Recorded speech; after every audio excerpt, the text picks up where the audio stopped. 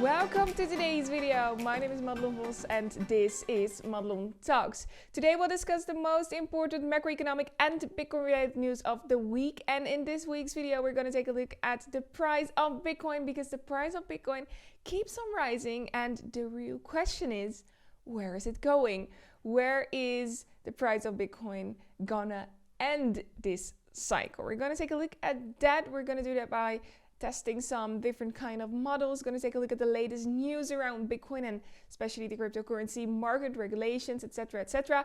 But also the ETF announcement, what's not really what analysts in the first place said. So we're going to take a look at that as well. And we're going to dive deeper into some macroeconomic stuff because analysts said that, central bankers said over the last couple of months that the real crisis is behind us, but now it looks like the worst has yet to come. So we're going to dive deeper into that. First, I'm going to put myself in the right corner of this video, and this is the opportunity for you to make sure to press the subscribe button and also make sure to click on the bell so you will get notified when there's a new video online. Also note that's completely free to subscribe to this channel. You can do that by pressing the red button down below. And we're gonna start this video with a tweet from Jesse Felder. And if you watch my previous videos, this is gonna look familiar. Is the economy entering a wage price spiral? It says, aggressive wage growth could be the next factor to drive up prices, especially if workers demand higher pay in expectations of future rises in the cost of living. So this is actually what wage push inflation looks like. It's a wage price spiral. And this means an upward spiral in the wrong direction because workers will demand higher pay and the prices will go up because there is more money available to buy products. And this is gonna be the upward spiral we've talked about, in which you see that prices will go higher, then the workers will demand higher payment, then the price will go higher again. And this is what the spiral looks like. And now there are even economists writing about this. This is an article from The Economist as well. Then we had Albert Edwards saying that we should start worrying about the coming recession. And then you're going to have probably question marks because the central banker said that the real recession is behind us, right? What does Albert says? It's starting to feel a bit like July 2008. I think hard about the likelihood that higher energy prices and bond yields will trigger a whole unexpected recession, for that is where the biggest risk might lie for investors. And as you might know, we have a lot of things going on right now. We have an energy crisis, we have rising prices, we have rising wages, we have higher rising prices, there is a lack of gas, there is a lack of oil, there is a lack of gasoline. And in the meantime, we have bubbles everywhere on the housing market, on the stock market, and there is so much money available that this is starting to look like it's going to fall apart. And this is not a one-day event. This is going to be an event of several years, and this is what central bankers know, what policymakers know, what the IMF knows. But it does feel like there's something going on. Of course, we have the Evergrande thing in China. I think it's never been this worse in my career. It feels like there is something going to happen. And this is going to be a process. So this is going to take a while. But we're going to be on top of that. Then we have this tweet from Mark for the Shies, and this is about Krugman's tweet. Paul Krugman, Nobel Prize winner, and he is doing something that we as analysts, economists are feeling like, what are you doing? He's posting a tweet of the inflation figure.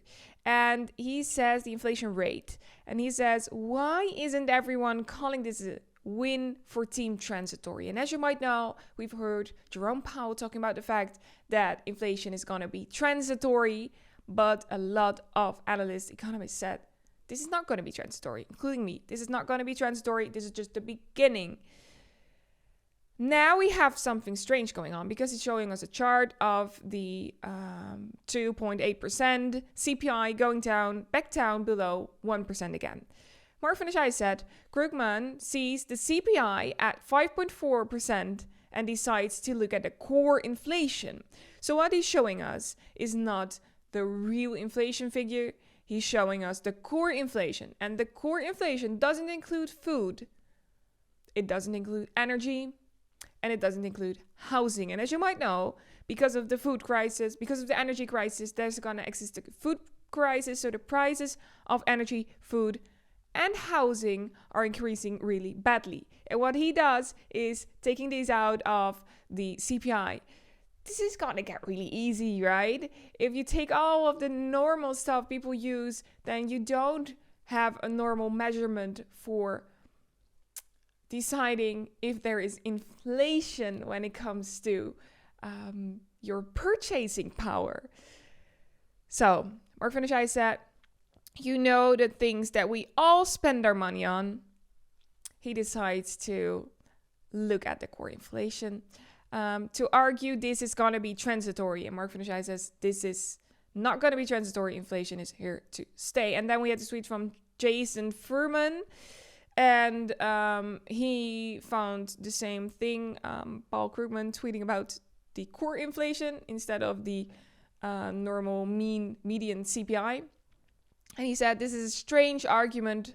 For months, Paul Krugman urged us to look at the mean CPI, which does not include the housing prices. But still, he said, gonna look at that. And now he's going to look at the core CPI. Take a look at what the mean CPI looks like right now. The mean CPI has risen for 3 consecutive months. In September, it was tied for the highest on record. Data go back to 38 years. So this is the difference between the mean and the core. This is fishy, right? So the real CPI is increasing very badly. I call it the real one, but it's meant to be the median CPI. And this is probably not going to end. And not going to end really in a good way. But he also said, someone asked me about the trimmed mean inflation, which takes out the biggest moves, because sometimes you have moves upward, sometimes you have moves downward, and it's always good to have like a weighted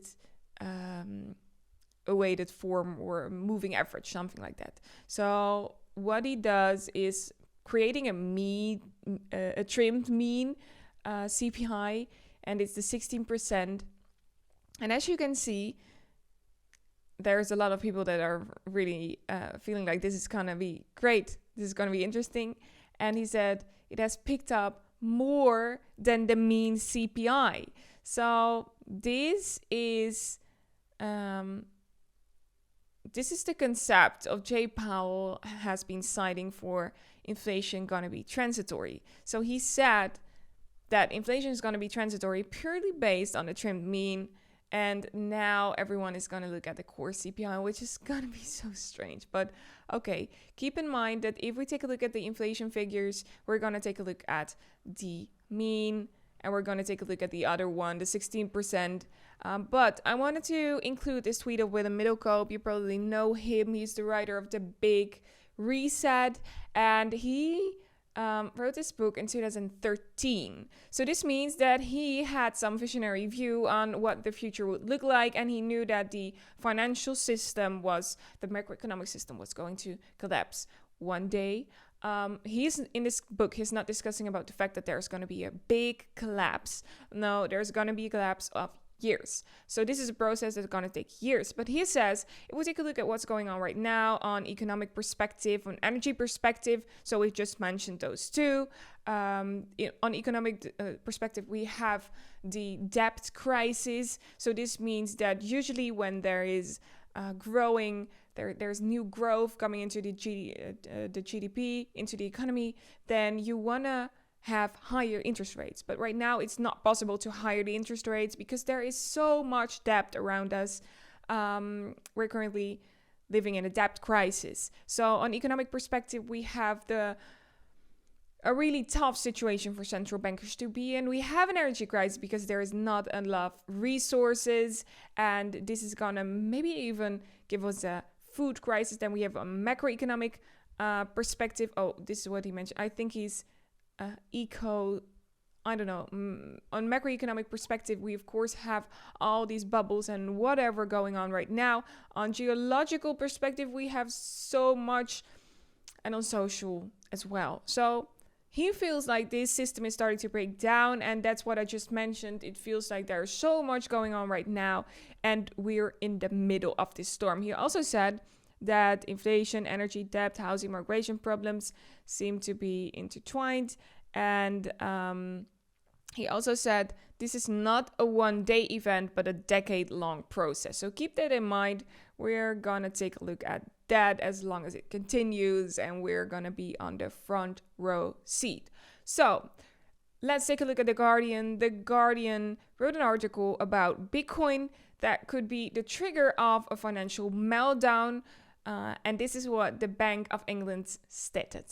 So a senior at the Bank of England said that a policymaker said that he was warned that digital currencies such as Bitcoin could trigger a financial meltdown unless government steps forward with tough regulations. So this is kind of strange, right? You probably know the saying, first they laugh at you, first they ignore you, then they laugh at you, then they fight, and then you will win. So this is the fighting part. They're gonna tie Bitcoin down with tough regulations. They're gonna try it at least with tough regulations.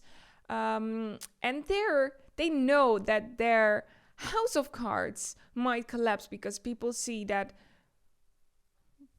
hard money is a way better form of money than the fiat money system, and people know what's going on.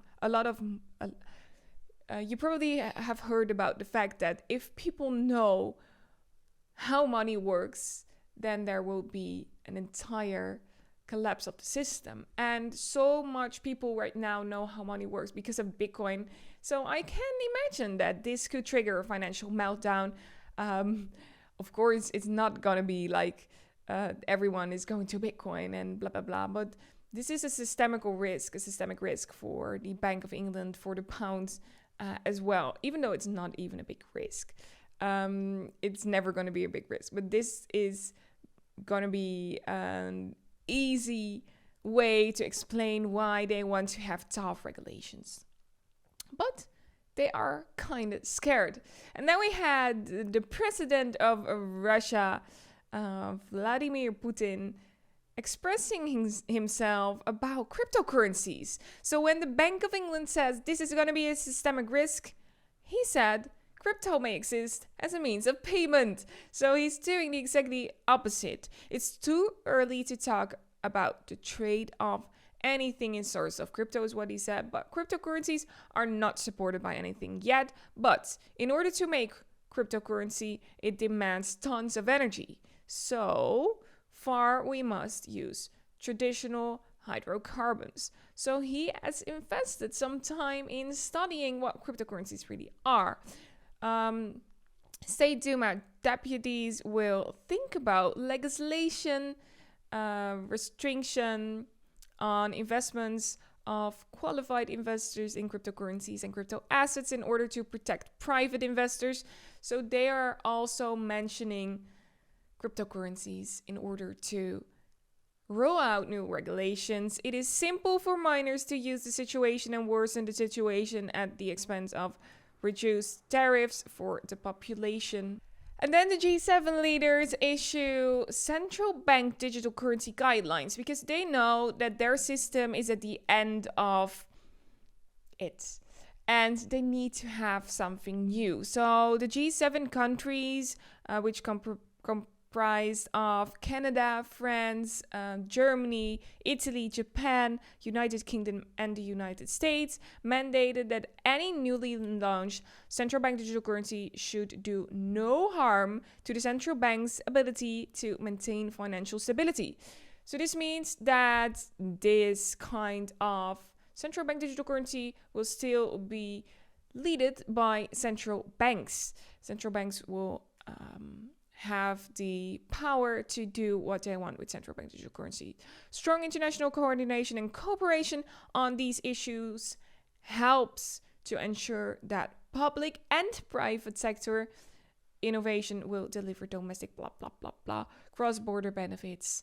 So this means that the central bank digital currency will be transferable, and I can imagine that the United States will have a different one, the United Kingdom will have a different one, but maybe there will exist an SDR or something like that, in which it will be quite easy to do transactions and to know what the value of a currency is at that time, because there will probably be a new valuation, just like we had when we went from the guilder to the euro in 2001.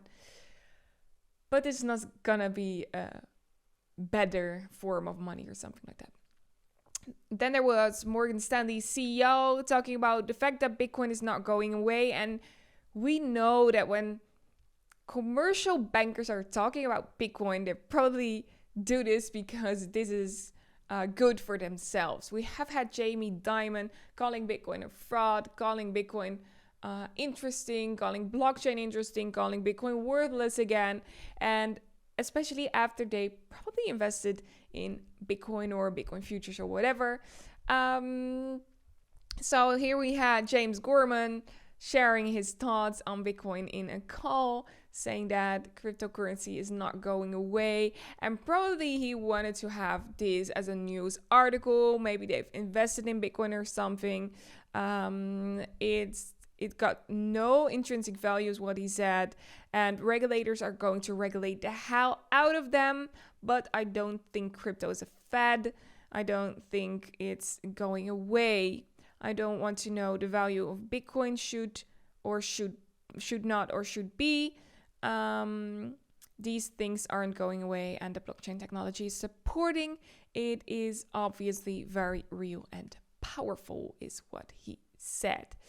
And billionaire Barry Sternlicht buys Bitcoin and Ethereum, and he calls gold worthless. And this is an interesting one because a lot of people recently called gold worthless. And I think because of the contrarian last year, maybe last 5 or 10 years, usually gold was used as a store of value, and you could purchase things with it if you wanted to, if you needed to. And gold has been money for several hundreds of years, maybe even thousands of years. And this means that gold will always be money. But now we have had 10 years in which inflation was going upwards, especially last year, and gold is not going upwards with it. And usually gold is being used as a store of value, but also as a hedge against inflation. But right now, Jamie Dimon, Sterling said that gold is kind of worthless and silver is too. They have some industrial uses, is what he said, but they are minor. It's a store of value. And yeah, it's a store of value, but people see it as a hedge against inflation as well. The reason why I own Bitcoin is because the US government and every government in the Western Hemisphere is printing money until the end of time. And this is completely correct, but I think that gold and Bitcoin can exist next to each other. So in a portfolio, they can exist next to each other. And he says that actually he's taking the role of gold and putting it onto Bitcoin because of the money printing. There's inflation, and gold has been a hedge for inflation. But Bitcoin is the best form of money. It's way better than gold is. It's easy to transfer. It goes worldwide, it's going to be very fast in the future with Lightning evolving, and it's going to be very cheap. And it has no central bank and cannot be manipulated too much. There will always be a free market. You can move, he said, you can move into Bitcoin that the world has accepted a substitute for gold. And since it's 18 million flow or something like that out of 21 million Bitcoin, I think Bitcoin is the biggest. It's a dump coin. It has no real posture other than a store of value. So that's what the co-founder of Starwood Capital said. And I think that he has listened to Plan B's podcast with Pampliano, and in that podcast they discussed that gold is not performing that well and that Bitcoin is maybe gonna be a substitute for gold. But Bitcoin is going to have a rough time when regulators are going to regulate. It's not going away, of course not, but it's still going to have some milestones on its way. So this is a discussion that keeps being discussed, and I think it's a great one to discuss. In my portfolio, I still have a minor position in gold, a bit bigger position in silver, but the biggest position is, of course, Bitcoin. And this is just because I feel like gold is an interesting source as well. North Vancouver to be world's first city heated by Bitcoin. I think this is great. This is a great innovation. We've had El Salvador using the heat of the volcano in El Salvador to mine Bitcoin, and now we have Mint Green and in Canada, and it's getting into industrial sales with a 12-year contract to provide heat with their new digital boilers. That's what they call them, which recover more than 96% of the electricity used for mining to North Vancouver district's energy system to heat commercial and residential buildings. And this is great because has been so much discussion about the fact that Bitcoin is not a great form of money because it uses so much energy, and not in a good way. But as you know, everything uses energy. Watching the Kardashians on TV is using energy. Right now, filming for you, I use a lot of energy. Not only my energy, but also for the laptop, for whatever. Everything uses energy. Your e-bike, your phone, and Bitcoin uses energy as well. But right now, they're gonna do something good with the heat coming from the miners, and I think this is great. On the list of top assets by coin market cap, Bitcoin is still at the 8th place, right below silver, and I think there might be a flipping in the near future, but we're gonna have to wait a little bit more. I wanted to show you something that Bitcoiners usually don't think that's gonna happen with whales. So the third large Bitcoin whale is, or at least has, bought back, and it was, I don't know, it looked like it was a panic buy. And one of the largest Bitcoin whales has been quite active lately. He sold 1,500 coins at 56,200 on the 13th of October it was. Interestingly, he bought back a third of that quantity a day later at a higher price. And this is why on-chain analysis is so cool, because you can see everything that someone does. So he bought back because he was kind of panic buying, and I think he's happy now because the price is actually way higher right now. I think he's happy that he bought back. As outlined by CryptoQuant's analysis, it's the unknown BTC whale sold a large chunk of 1,500 BTC on October, and it was 56.2 USD per coin. And in USD terms, this is a substantial amount of total 84.3 million. So that's enormous. And now they had 4 constructive sales, but he bought back. The whale has a stash of 105,000 BTC, which is more than 6 billion at today's price. Moreover, he sits on an unrealized gain of 4.3 billion. So this is going to be, this is a very, very big whale. But I just wanted to explain to you that this is not only happening to us, it's happening to whales as well. They sometimes buy when the price goes up. This is shit's happening. And we're going to take a look at this tweet from VJ, and this is what made me realize that there is something big that we're watching right now. And you don't always know that this is going on, but it's happening, and we're front row, so that's so cool.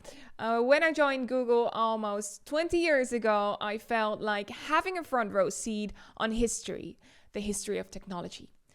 I feel the same way right now, perhaps even stronger, witnessing Bitcoin revolution and being a tiny part of it. And this is not about the fact that the price of Bitcoin is rising. It's because the value of Bitcoin is rising. And we're actually witnessing this right now. This is the revolution.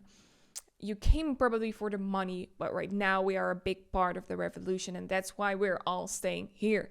And Caitlin Long said, to think we knew each other pre-Bitcoin, we have a way of finding those front row seats to witness and be a part of a major transformation.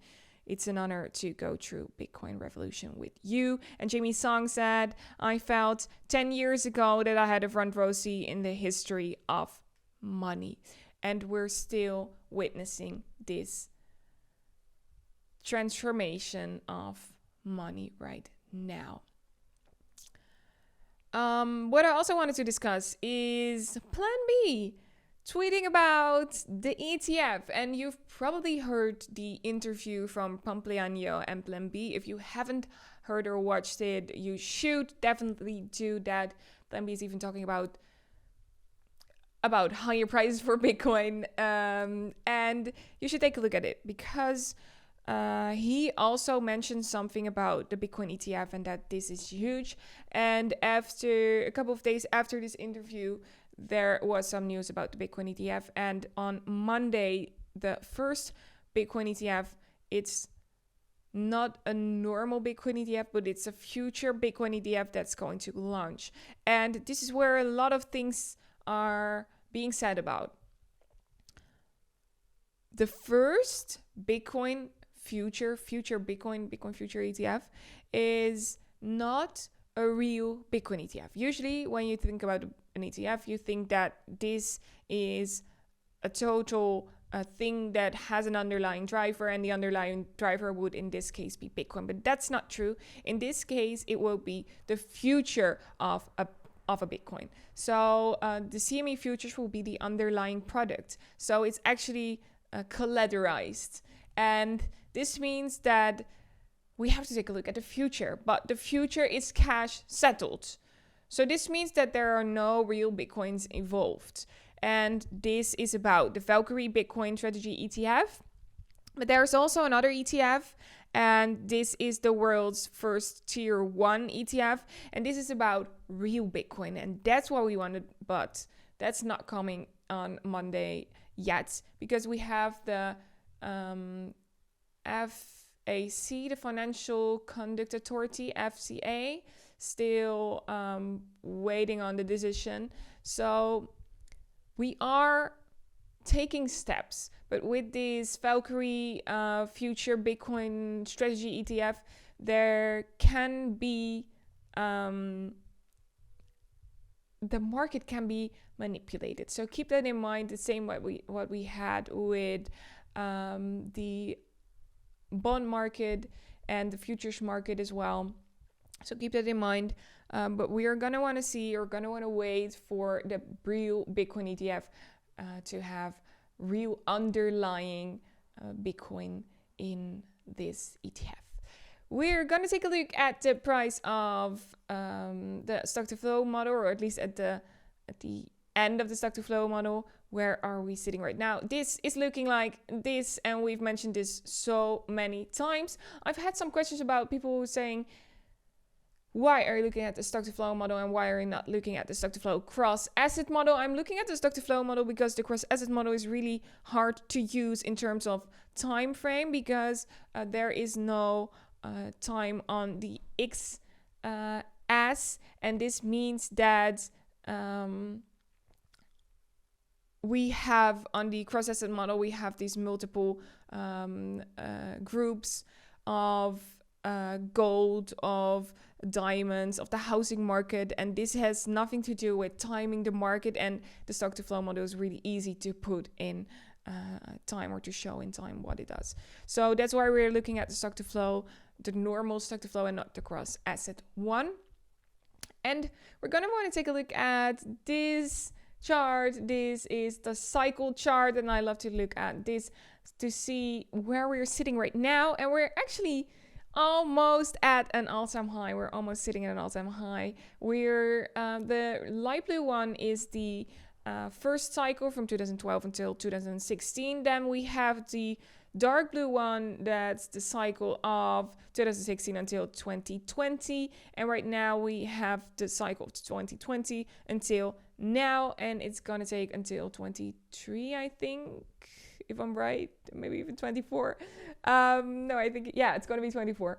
And right now we're gonna wait for when the top is going to exist. But if you take a look at this looks so familiar to this. So right now we're waiting for this upward movement, and that means that we're gonna see a high around 100k or something like that. So yeah, it's gonna be a tough one. It's gonna be a heavy one, but still we have to take a look at the technical analysis, because there can happen so much. Let's take a look at this tweet. I tweeted about the fact that we've had this ascending broadening formation, and usually when this happens, some people said to me, this is a bearish formation. This is an ascending broadening formation, and it has higher bottoms, and it has higher tops as well in an upward trend. We see that the volume is decreasing, and this means that when this happens, there is a big chance of breaking out upwards. Usually the price goes down a bit and then it goes upwards, then maybe even testing this, and then it breaks out upwards. So that's what I tweeted. And of course, when taking a look at what happened, it looks like this right now. I'm gonna make myself a little bit smaller, so this is way better. And we're gonna take a look at the large time frame, because this is what I discussed on my Dutch channel as well. I did some very bullish analysis over the last couple of weeks.